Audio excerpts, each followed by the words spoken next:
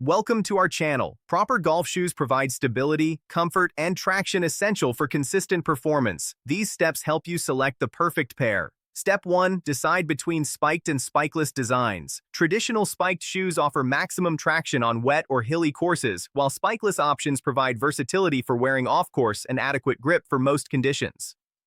Step 2. Prioritize comfort and fit over appearance. Your shoes should feel comfortable immediately without requiring extensive break-in periods. Try them on with golf socks and walk around the store to assess fit. Step 3. Ensure proper sizing.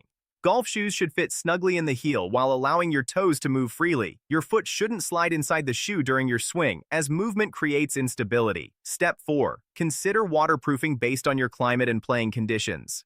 Quality waterproof shoes keep feet dry during morning dew and rainy rounds, maintaining comfort throughout 18 holes. Step 5. Evaluate arch support and cushioning. If you walk courses regularly, proper support prevents foot fatigue and reduces stress on your knees and back during long rounds.